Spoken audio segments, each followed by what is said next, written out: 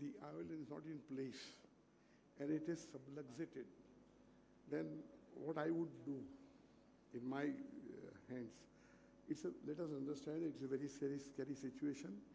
Then it could have led to, because of the intraoperative complications, it might have happened, but not managed properly, like PCR, and then vitreous prolapse in the anterior chamber, or there might have produced any zonular dehiscence.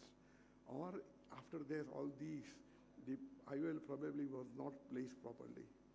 Sometimes what I have seen happens even with uneventful surgery, particularly when you selected a very small size IOL compared to the overall eyeball size and trauma sustained at home.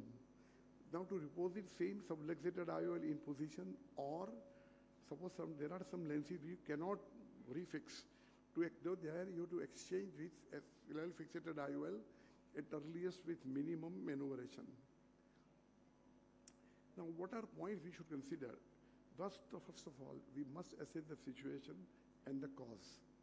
To assess posterior capsular support availability and the type of IOL used, particularly when it is operated by somebody else.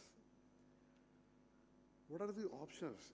There are some lenses which you can use the same lens. To see here in the, on the screen, you can reposit the same lens in the, welcome Dr. Lal, we welcome you all. So I have taken your place, so you, okay, thank you. So to use the same lens to reposit in the sulcus or to fix it to the sclera. Or there are lenses where you cannot refix, you have to exchange, take out the lens and put a new lens in the sulcus. Now these lenses, some lenses need to be expanded, like Bausch & Lomb mill lenses or Zide lenses. Their design is such, you cannot refix to the sclera. Now this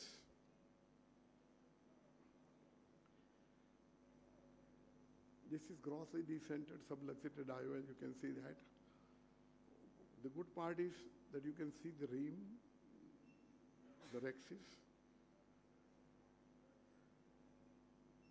The lens has been brought into the anterior chamber first, but this is very important. It must have been replaced, there must be some reason.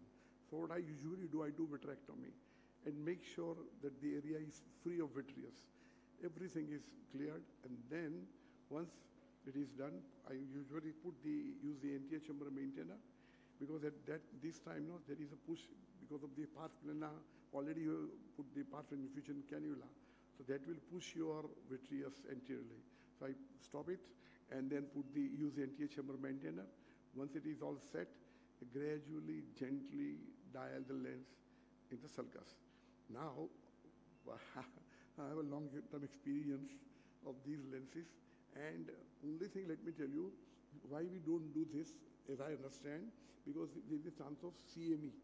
But if you do the vitrectomy well, and if you go not up to the macula, but I mean subtotal, then I think Vinit would agree that there are very less chances of CME, and of course, iris pigment dispersion.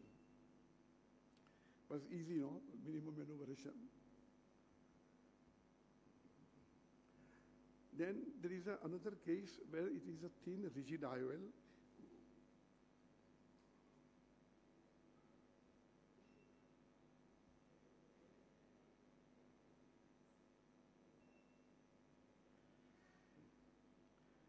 You can see that. This is what you see. This side is a capsule, and the other side, there is no capsule. I mean, the posterior capsule. There is a charity case, 3-piece IOL, rigid. You can see that. Now it is, we try to figure it out, what has gone wrong and what we should do. But then it was difficult because there was no support on your left side, right side, sorry. So in that case, we must make sure that there is enough support and the lens is placed very well. But then I thought that to put the lens in the sulcus would be difficult. So I thought there is enough support, posterior capsule support on one side. So I thought, why not to fix the only one haptic to the sclera? And this is what I did. after making the triangular flap, through the small sclerotomy incision, that loop, you can see that the loop is brought out, it is sutured, and then it is pushed back into the eye. The wound is closed. So this side of the haptic is fixed to the sclera. And this here is very, very adequate posterior capsular support. So this is, and I have a very good follow-up, long-term follow-up. It's very excellent. Patient is doing very well. Then there are situations where the lens has subluxated into the anterior vitreous, not it has gone. But in that case, the same lens what we have fixed to the sclera, same lens.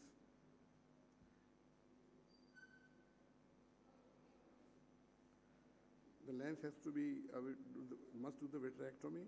Dr. Vineet Shah will cover it better than me, how to handle this situation.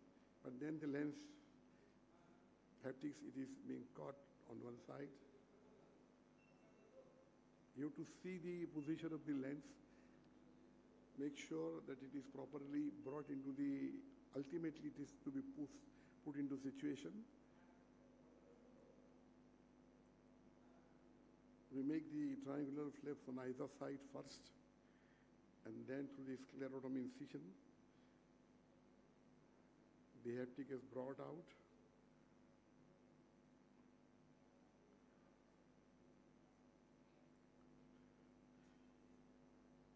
We use 8-0-ethylone suture, non-absorbable, and it's very well fixed to the sclera.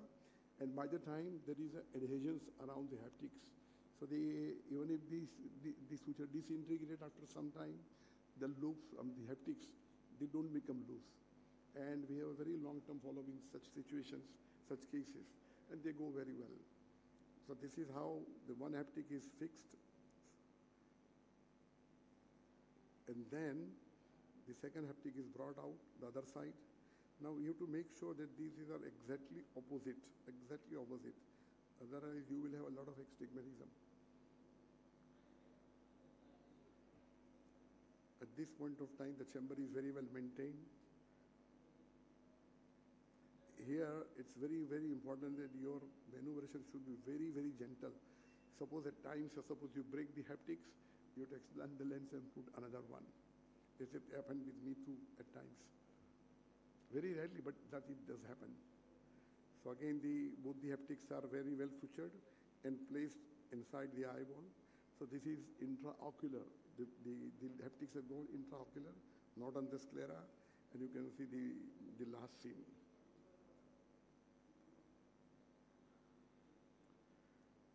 This is, I think I will skip this video. So this is how you have to handle, you have to manage the subluxated IOL. If it is better, if it is handled by a vitreoretinal surgeon or an anterior segment surgeon with a standby VR surgeon.